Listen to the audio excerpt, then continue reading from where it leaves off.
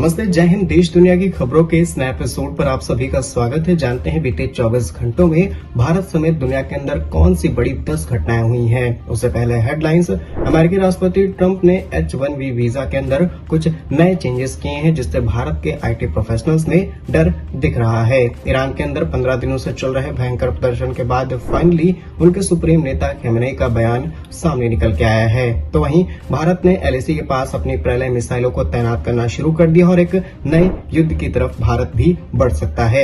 Europe ने तमाम IT tech companies के ऊपर नए जुर्माने ठोके हैं और ये जुर्माने करीब $8 बिलियन के हैं।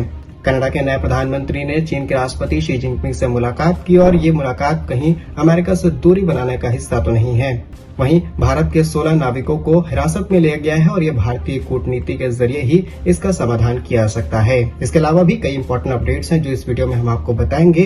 शुरू से लेकर अंत तक फैक्ट्स और डिटेल्स आप तक शेयर की जाएगी, कोई भी इधर उधर की बात नहीं। बस आपसे रिक्वेस्ट है कि वीडियो को पूरा जरूर देखिएगा और यदि आपको हमारा काम पसंद आए, वीडियो को लाइक, चैनल को सब्सक्राइब जरूर कीजिएगा, क्योंकि आपका ये छोटा सा काम आप तक ये जरूरी एपिसोड्स लाने में हमारी बड़ी मदद करता है। सबसे पहली और बड़ी खबर अमेरिका से सामने निकल के आ रही है, जहां पर अमेरिकी सरकार के एक और नए फैसले ने भारत के अंदर हड़कंप मचा दिया है। दरअसल 16 जनवरी की सुबह वाशिंगटन द्वारा जारी राष्ट्रपति ट्रंप के नए कार्यकारी आदेश ने भारतीय IT क्षेत्र में हड़कंप मचा दिया है। ट्रंप ने बॉर्डर एनफोर्समेंट के नाम पर अब अमेरिका के अंदर काम कर रहे विदेशी पेशेवर, स्पेशली H-1B वीजा धारकों के लिए नए नियम कड़े किए हैं। इस आदेश के अनुसार अब सभी वर्क परमिट की नवीनीकरण यानी कि रिन्यूअल के लिए एक नई सोशल सिक्योरिटी ऑडिट और अमेरिकन जॉब रिप्लेसमेंट की जांच से होकर के गुजरना पड़ेगा। ट्रंप का तर्क है कि जितनी भी कंपनियां अमेरिका के अंदर काम कर रही हैं, वे विदेश से सस्ते श्रमिक लाकर के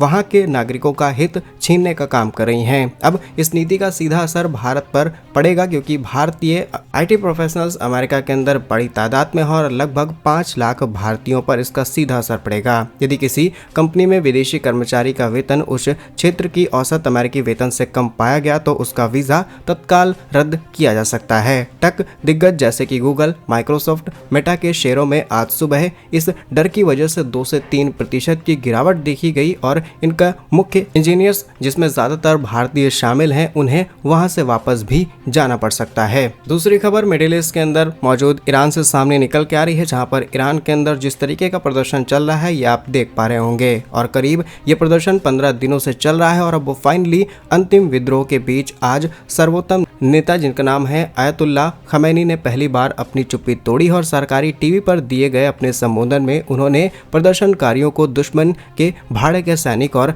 दंगई करार दिया है। खमैनी ने स्पष्ट किया है कि इस्लामी शासन किसी भी कीमत पर पीछे नहीं हटेगा और इस बयान के तुरंत बाद तेहरान और तब रीज जैसे शहरों में सुरक्षा बलों ने भारी गोलीबारी शुरू कर दी है और आंकड़े ये हैं कि करीब पिछले 24 घंटों में हताहत होने वाले लोगों की संख्या लगातार बढ़ती चली जा रही है और ये आंकड़ा अब 12,800 के करीब पहुंच चुका है। हालांकि अमेरिका की जो तैयारी थी ईरान के ऊपर कुछ नए तरीके की सैन्य कार्यवाही करने की, फिलहाल उसे होल्ड पर डाला जा चुका है, क्योंकि ईरान के पास उतनी मजबूत सैन्य ताकत है जिससे वो पूरे मिडिल ईस्ट के अंदर तहलका मचा सकता है और इस एक रीजन की वजह से अमेरिका को शायद पीछे हटना पड़ा, या फिर अमेरिका ईरान को यह आश्वासन देने की कोशिश कर रहा है कि फिलहाल हम हल्के में हैं और आगे चल के किसी बड़े एक्शन की तैयारी हो। तीसरी खबर रूस यूक्रेन से सामने निकल के आ रही है, जहां पर पोलैंड सीमा के पास नाटो ने अब सीधी तनातनी शुरू कर दी है। दरअसल आज दोपहर को एक खबर सामने निकल के आई, जहां पर अब दोनों देशों के बीच युद्ध एक खतरनाक मोड़ पर पहुंच चुका है, जब रूस के 2 Su-35 लड़ाकू विमानों ने पोलैंड, जो कि नाटो का सदस्य है, उसके हवाई क्षेत्र का उल्लंघन किया। नाटो के रडार ने इस विमानों को पोलिश सीमा के 5 किलोमीटर अंदर तक ट्रैक किया। पोलैंड ने तुरंत अपने F-16 विमानों को इंटरसेप्ट करने के लिए भेजा, जिसके बाद रूसी विमानों को वापस लौटना पड़ा। अब कुछ रिपोर्ट्स का मानना है कि रूस ने ये सारी चीजें जानबूझकर की हैं, भविष्य में ये पूरे नाटो को घसीटना चाहते हैं और आप जानते होंगे कि नाटो के संगठनों का नियम यही है कि इनमें से किसी भी देश के ऊपर होने वाली सैन्य कार्यवाही सभी देशों पर मानी जाएगी और इसीलिए रूस और यूक्रेन के बीच में युद्ध चलता चला जा रहा है, क्योंकि यूक्रेन नाटो में शामिल होना चाहता है और रूस ऐसा नहीं होने देना चाहता। फिलहाल नाटो मेंबर पोलैंड के ऊपर रूसी फाइटर जेट्स गए हैं। अब देखते हैं कि पूरे नाटो कंट्रीज इस पर अपना क्या रिएक्शन देते हैं। अगले 24 घंटों बाद अगर इस पर कोई रिएक्शन या कोई अपडेट आता है तो डेफिनेटली हम नेक्स्ट एपिसोड में कवर जरूर करेंगे। चौथी अपडेट भारत के LAC से सामने निकल के आ रही है, जहां पर भारत ने नई तैनाती करनी शुरू कर दी है। चीन के साथ बढ़ते तनाव को देखते हुए भारतीय रक्षा मंत्रालय ने आज एक बड़ी स्ट्रेटेजिक कदम उठाया है और भारत ने आधिकारिक तौर पर प्रलय बैलिस्टिक मिसाइलों की पहली रेजिमेंट को भारत की LAC के पास तैनात कर दिया है। यह मिसाइल सतह से सतह में मार करने वाली क्रूज बैलिस्टिक मिसाइल है, जिसे रोकना दुश्मन के एयर डिफेंस सिस्टम के लिए लगभग असंभव बताया जाता है। यह तैनाती पूर्वी लद्दाख और अरुणाचल प्रदेश के संवेदनशील क्षेत्रों में की गई है। प्रलय मिसाइल की मारक क्षमता 150 से 500 किलोमीटर के आसपास है, जो कि चीन के किसी भी अचानक हमले का मुंहतोड़ जवाब देने के लिए सक्षम है। और डिफेंस एक्सपर्ट्स का मानना है कि प्रलय की तैनाती से भारत की मारक क्षमता चीन के रॉकेट फोर्स के बराबर बढ़ जाती है। पांचवी खबर वेनेजुएला से सामने निकल के आ रही है, जहां पर मदुरो को जेल से पहली तस्वीर सामने निकल के आई और अब देश के अंदर गृह युद्ध जैसे हालात पैदा हो चुके हैं। दरअसल न्यूयॉर्क की एक जेल से आज सुबह निकोलस मदुरो की तस्वीर लीक हुई, जिसमें उन्हें कैदी की वर्दी और बेड़ियों में दिखाया गया है। यह तस्वीर जैसे ही वेनेजुएला पहुंचती है, वहां हिंसा भड़क उठती है। मदुरो के समर्थकों ने कराकानो और अमेरिकी दूतावास, इसके अलावा सरकारी इमारतों पर हमला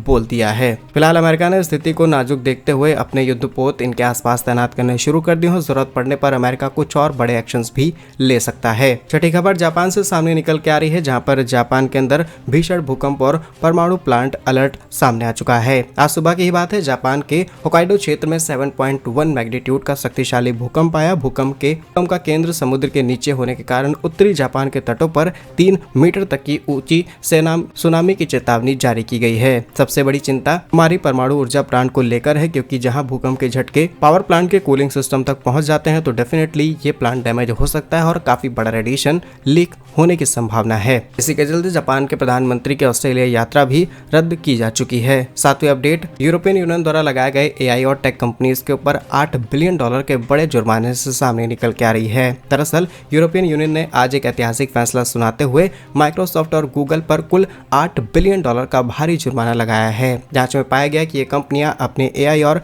सर्च इंजन के जरिए छोटे स्टार्टअप के कंटेंट चुरा रही हैं। दरअसल ये कंपनियां अपने प्रोडक्ट्स को सर्च रिजल्ट में सबसे ऊपर शो करती हैं, जिससे जो नए स्टार्टअप्स हैं, नए AI डेवलपर्स हैं, नई वेबसाइट्स हैं, वो नीचे रह जाती हैं और उनको एक्स्ट्रा पुश नहीं मिल पाता है। यूरोप आयोग ने डिजिटल एकाधिकार का सबसे बुरा रूप बताया है और जुर्माने के साथ साथ यूनियन कंपनियों को अपने AI एल्गोरिथम को भी ट्रांसपेरेंट बनाने और डेटा शेयरिंग के लिए भी 60 दिनों का समय दिया है। 8वीं डेट मंगल ग्रह से सामने निकल के आ रही है, जहां पर दुनिया के अंदर एक नई रिसर्च सामने आई है और 2026 की इसे सबसे बड़ी उपलब्धि कहा जा सकता है। दरअसल आज विज्ञान की दुनिया में एक बड़ा धमाका हुआ है, जहां पर एक रिसर्च पेपर पत्रिका नेचर में प्रकाशित हुई रिपोर्ट्स के अनुसार नासा के मार्क रिकॉनेसेंस ऑर्बिट ने मंगल के दक्षिण ध्रुव के पास बर्फ की परतों के नीचे तरल खारे पानी का एक विशाल झील के पक्के सबूत दिए हैं। यह खोज क्रांतिकारी है, क्योंकि जहां पानी है वहां जमीन की संभावना भी है। वैज्ञानिकों का मानना है कि मंगल के गर्भ में तापमान इतना अधिक है कि पानी तरल अवस्था में रह सकता है और यह खोज भविष्य में मानव मिशन के लिए एक माइलस्टोन साबित होगा। नवी अपडेट, कनाडा और चीन के बीच हुई एक इंपॉर्टेंट मीटिंग से सामने निकल के आ रही है। इससे साफ पता चलता है कि भविष्य में कनाडा अमेरिका से दूरियां बना सकता है। आज बीजिंग के great hall of the people में चीन के राष्ट्रपति शी जिनपिंग और कनाडा के प्रधानमंत्री मार्क कार्नी एक इम्पोर्टेंट मुलाकात हुई और यह मुलाकात वैश्विक कूटनीति के लिहाज से अत्यंत महत्वपूर्ण है, क्योंकि कनाडा अब अमेरिका ट्रंप के टैरिफ से बचने के लिए चीन के साथ हाथ बढ़ा रहा है। इसमें नई energy partnership, clean energy, AI technologies, chip technology और मिनरल्स को लेकर के नई डील्स शामिल की गई हैं। 10वीं इंपॉर्टेंट अपडेट, तो 16 भारतीय नाविकों से सामने निकल के आ रही है, जिन्हें रिसेंटली हिरासत में लिया गया। दरअसल ईरान में जारी उथल पुथल के बीच एक गंभीर खबर सामने निकल के आई, जहां पर ईरान रेवोल्यूशनरी गार्ड ने 16 भारतीय नाविकों को उनके जहाज एम्प्टी वॉलंटियर रोड सहित हिरासत में ले लिया। ईरान का आरोप है कि यह जहाज 6000 मैट्रिक टन ईंधन की तस्करी कर रहा था। भारतीय नाविकों के परिवारों ने आज दिल्ली में विरोध प्रदर्शन किया और प्रधानमंत्री मोदी से उनके बेटों को सुरक्षित वापस लाने की गुहार लगाई है। विदेश मंत्रालय ने पुष्टि की है कि वे ईरान के अधिकारियों के साथ संपर्क में है और नाविकों को जल्द ही बातचीत करके देश के अंदर वापस लाया जाएगा। क्या कुछ कहना है आपका इस पूरे एपिसोड पर? कमेंट्स अपनी राय जरूर दीजिएगा। हम आप तक रोज ऐसे इंपॉर्टेंट अपडेट्स ला पाए, ऐसे इंपॉर्टेंट एपिसोड्स आपके लिए बना पाए। वीडियो को लाइक, चैनल को सब्सक्राइब जरूर कीजिएगा। वंदे मातरम, भारत माता की जय।